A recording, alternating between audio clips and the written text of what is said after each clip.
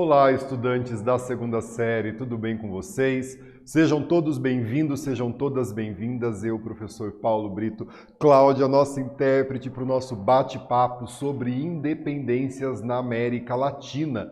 Nós vamos analisar as independências na América do Sul, os nossos irmãos sul-americanos construindo a sua independência no início do século XIX, né? Esse vento da independência que passa pela América no início do século XIX, principalmente na América Latina, tornando os países independentes, os países conquistando as suas independências.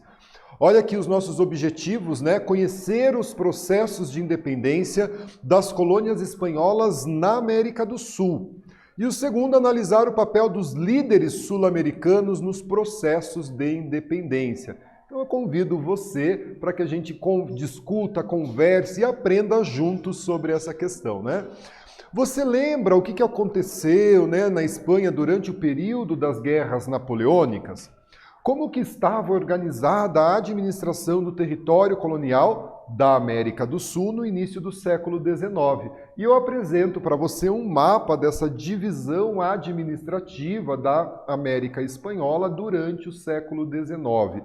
E o que será que ocorreu na Espanha, né, durante o período das guerras napoleônicas?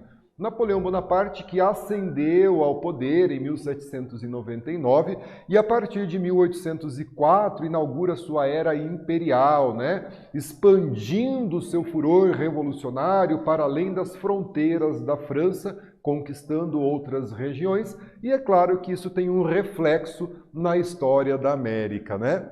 Em 1807, as tropas napoleônicas invadiram a Espanha. Você deve se recordar que, em 1806, Napoleão Bonaparte havia decretado o bloqueio continental, proibindo os países europeus de comercializar com a Inglaterra. Aqueles países que desrespeitassem o bloqueio continental teriam seus territórios invadidos pelo exército napoleônico, que é o que aconteceu com a Espanha, né? Em 1807, a Espanha é invadida pelas tropas napoleônicas e Napoleão Bonaparte coloca no poder no trono espanhol seu irmão José Bonaparte, né? E é claro que as colônias espanholas na América vão sentir os efeitos dessa mudança no trono espanhol, né? Esse vínculo que a elite colonial da América Espanhola tinha com a nobreza espanhola, ele é rompido com a chegada, né, de José Bonaparte ao poder. Lembrando também, né, a divisão que era feita na América Espanhola, vice-reino do Peru, da Prata, da Nova Granada, capitanias gerais do Chile, da Venezuela. A administração colonial portuguesa, nós aqui do Brasil, nós tínhamos uma administração mais centralizada. Você vai lembrar aí dos governos gerais, por exemplo. Devido à extensão territorial da América Espanhola, que englobava terras desde a América do Norte até a América do Sul, a administração colonial espanhola ela era um pouco mais descentralizada se comparada à administração colonial portuguesa, dividida em vice-reinos e capitanias, o que propiciou, né, a constituição de elites diferentes na América Espanhola. Então, cada vice-reino, cada capitania tinha a sua elite, né? E aqui os crioulos, né? Quem eram os crioulos, né? Os crioulos eram descendentes de espanhóis nascidos na América.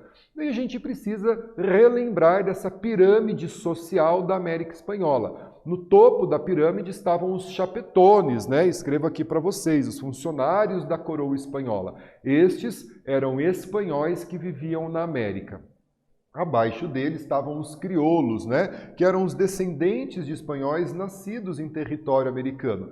Embora os crioulos também fizessem parte da elite branca, eles estavam impedidos de ascender socialmente. Alguns cargos políticos, administrativos e até mesmo religiosos só podiam ser acessados pelos chapetones, né? Aos crioulos, que eram os espanhóis, né, os descendentes de espanhóis nascidos na América, era vetado o acesso a algumas instâncias de poder, tensionando assim as relações de poder na América Espanhola.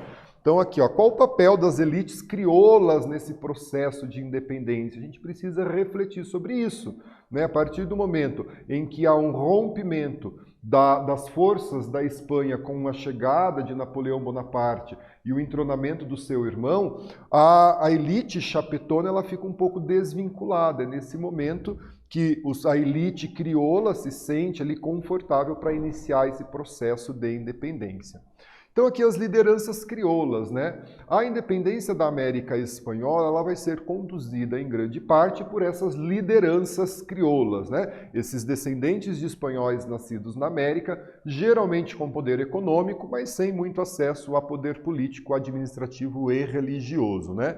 Então são eles que estão à frente desses movimentos independentistas que ocorrem na América Latina, inclusive na América do Sul, né?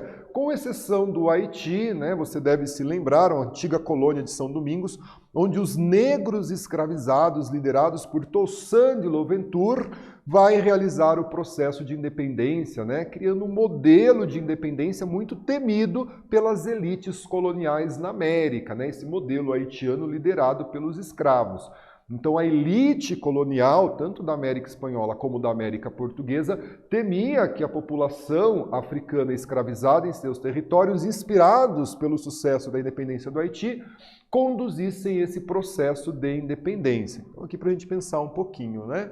E para você que gosta de futebol, aí a Taça Libertadores da América, né? Então aqui todo ano diversos times de futebol da América Latina se reúnem em um campeonato chamado Libertadores da América. Você já parou para pensar sobre esse título, Libertadores da América, né?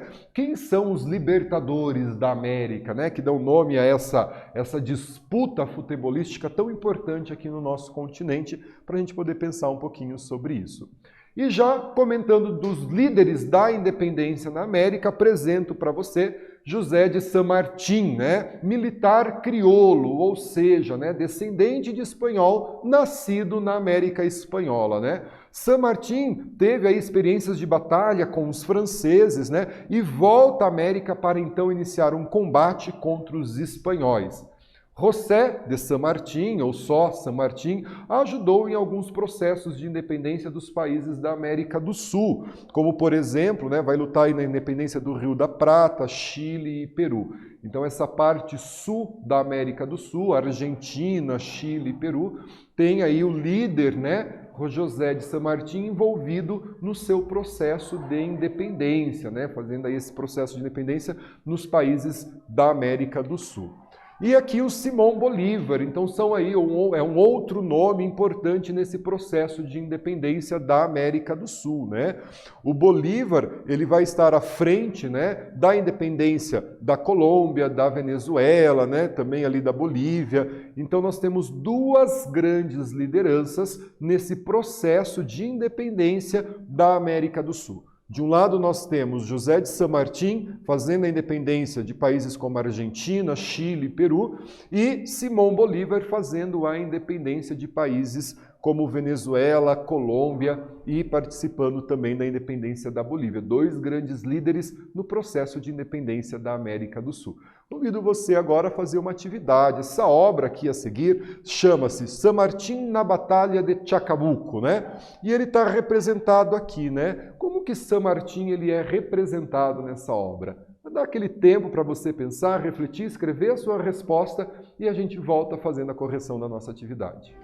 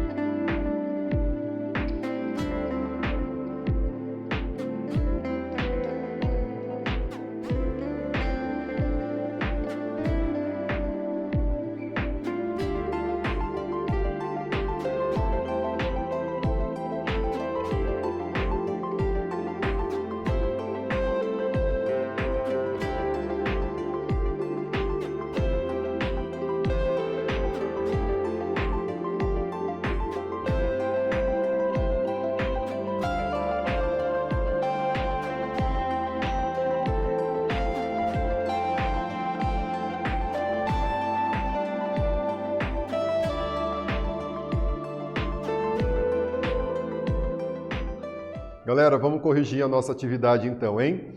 A obra a seguir, San Martín na Batalha de Chacabuco, né? San Martín está retratado aqui, e eu pergunto a vocês como é retratado, né, San Martín nessa obra? Qual é a visão que o artista pretende passar de San Martín nessa obra?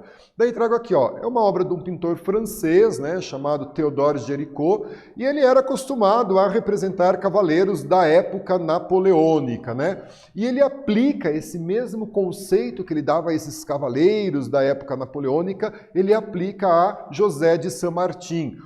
O ataque com sabre desembainado, né, ele tirando a espada e empunhando essa espada, é típico de modo como foram retratados os libertadores e figuras históricas, como Napoleão Bonaparte, em cima do cavalo, com a espada em punho, né? Então, retratado, de fato, aí como um grande libertador, um grande herói para o seu povo, o José de San Martín, né? E aqui as fases do processo de independência. Como o professor disse a você, o início do século XIX marca o processo de independência da América.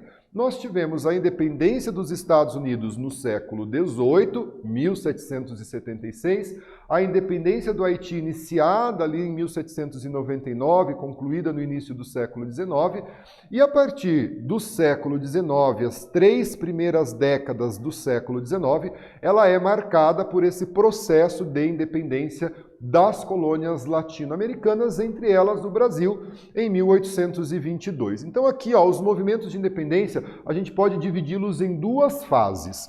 Na primeira fase, de 1810 a 1815, ela se caracteriza pelos levantes armados feitos pelos crioulos, em cidades como Caracas, na Venezuela, Buenos Aires, Bogotá e Santiago, né, no Chile. E as lutas foram pontuais e não contaram com o apoio externo. Nesse período, a Espanha estava sob o domínio napoleônico. Daí você pode, né, fazer uma reflexão, mas um apoio externo, alguns países aí apoiaram a independência. 2 países, né, bem importantes no contexto mundial vão apoiar a independência dessa região, que é a Inglaterra, de olho no mercado consumidor, matéria-prima e mão de obra. A Inglaterra estava no auge da Revolução Industrial e desejava a quebra desse pacto colonial, como também os Estados Unidos, né, em franca expansão, e vai também apoiar esses movimentos independentistas aqui na América. Então aqui a primeira fase desse processo de independência, e a segunda fase, a partir de 1815 a 1824, quando o rei Fernando VII reassumiu o trono espanhol. O período napoleônico acaba na Espanha em 1815, e então essas monarquias, né, europeias que foram tiradas do poder durante o período napoleônico retornam ao poder, né? Retornam, como por exemplo Fernando VII retornando ao trono espanhol, Dom João VI retornando ao trono português. E ele vai restabelecer o absolutismo e vai enviar para a América uma grande expedição com 10 mil homens, 18 navios de guerra, para reprimir esses movimentos de independência aqui na América, numa tentativa do retorno, né, da América à categoria de colônia, né, a esse monopólio comercial exercido pela coroa ibérica sobre a América durante o período colonial. Então, a primeira fase, de 1801 a 1815, quando a Europa ainda estava sob o domínio de Napoleão Bonaparte, a segunda fase, a partir de 1815. E aqui, ó, em 1820, vai eclodir na Espanha a Revolução Constitucionalista, que derruba o absolutismo e implanta uma monarquia constitucional. Então, se aqui na América estava acontecendo os movimentos de independência, na Europa nós vamos ter aí algumas revoluções de caráter liberal, pondo fim ao absolutismo, como na Espanha em 1820, Portugal também vai ter em 1821 a Revolução Liberal do Porto. E a partir daí, as lutas pela independência na América, elas se intensificam, né? Elas ficam mais evidentes ainda. Então aqui para a gente pensar um pouquinho sobre esse contexto europeu que se relaciona com a história da América. E aqui eu trago uma atividade para vocês. Então olha só o que diz a nossa atividade, né? Em seu discurso pronunciado em Bogotá sobre a incorporação da Cundinamarca às Províncias Unidas, de 13 de janeiro de 1815, O general Simão Bolívar escreveu: "A América inteira está tingida com sangue americano." Ele era necessário para lavar uma mancha tão envelhecida. E a pergunta, né, explique o significado da frase acima. Vamos refletir sobre essa atividade e a gente volta fazendo a correção.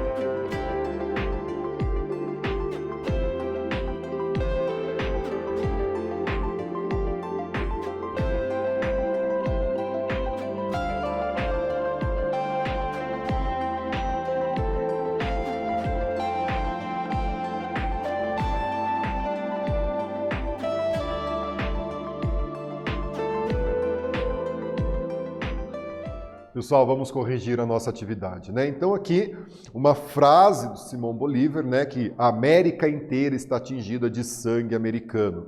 Ele era necessário para lavar uma mancha tão envelhecida. O que ele quis dizer com essa frase? A possibilidade de resposta, né? O exército de Simão Bolívar atravessou os Andes para libertar a região da Gran Colômbia, né? A frase, portanto, se refere às mortes em nome da causa da independência, que era essa ideia que o Bolívar trouxe no seu discurso, né? E aqui, gente, o projeto de Simão Bolívar, né? A maior parte da luta pela independência vai ocorrer aí a partir de 1815. Ela se intensifica a partir de 1815, quando a coroa espanhola, com Fernando VII no poder, resolve aí, né, restabelecer o absolutismo e reforçar os laços colonialistas, né? O projeto do Simão Bolívar era formar na América uma confederação republicana, né? Uma associação de estados independentes unidos por objetivos de cooperação e defesa. O objetivo do Bolívar era formar aqui na América do Sul, né, uma confederação desses países, né, com o objetivo de deixá-los mais fortalecidos. Nós sabemos aí que da América do Sul nós temos o Brasil, que fala português, e nós temos 9 países que falam espanhol. Então houve, ao longo da sua história, um processo de desintegração territorial, dando origem a 9 países na América do Sul, que eram vinculados à coroa espanhola, enquanto, né, o único país que vai ser criado na América do Sul, o Brasil, vinculado a Portugal. Então, qual era a ideia do Bolívar, né? De juntar esses países da América do Sul que eram pertencentes à Espanha e formar uma grande confederação desses países. Esse ideal fracassou, né? A América se fragmenta em vários países, né? Quando a gente olha o mapa da América, a gente percebe essa fragmentação da América espanhola em diversos países, enquanto a América portuguesa, ela não se fragmenta em diversos países, dando origem ao Brasil, nosso país. E aqui eu trago uma atividade, né? Trago aí um trecho da Carta da Jamaica, escrita em 1815 por Simão Bolívar. E ele diz o seguinte: é uma ideia grandiosa pretender formar de todo o novo mundo uma única nação, com um único vínculo que ligue as partes entre si com um todo.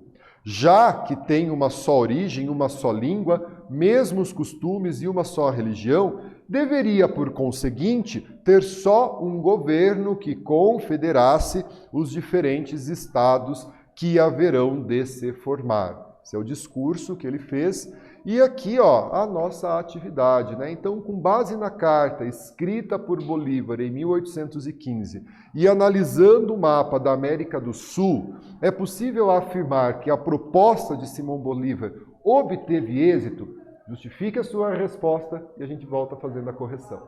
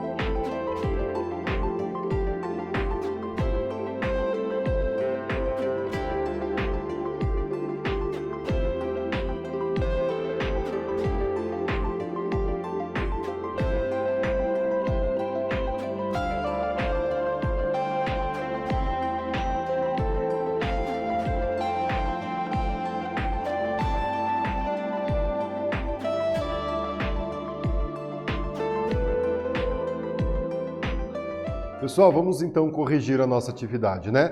Com base na carta, né, escrita por Bolívar e no mapa da América do Sul aqui colocado para vocês, a pergunta é se a proposta de Bolívar de uma América unida obteve êxito e que você justifique a sua resposta, né? Trago aqui para vocês que Bolívar tinha esse sonho da América, principalmente a América do Sul, unida, né? Mas isso não se concretizou, né? A gente, percebendo o mapa, a gente vê que isso não se concretizou. As elites crioulas optaram por uma fragmentação territorial e assim mantiveram-se no poder na região onde ela atuava, né? Como a gente viu, essa divisão que havia na administração colonial. Para países como a Inglaterra e os Estados Unidos, uma América fragmentada significava um melhor controle político e econômico sobre as elites e a não formação de uma nação que pudesse competir com as grandes potências do período. A resposta da nossa atividade, né? Galera, aqui a retomada, né? Nós estudamos aí quem eram os crioulos, os descendentes de espanhóis nascidos na América e foram eles responsáveis por grande parte da independência da América, né? Pela luta dessa independência. Os principais líderes dessa independência na América do Sul, José de San Martín e Simão Bolívar, né? As fases dessa independência, a primeira fase, em 1801 a 1815, e a segunda fase, a partir de 1815 até 1824, né? E o projeto de Simão Bolívar, que não obteve êxito, de uma América do Sul unida, né? Os países confederados formando uma só nação. Galera, aqui as nossas referências de aula. Agradeço Cláudia, nossa intérprete, muito obrigado. Obrigado você pela companhia, se cuide e até a próxima.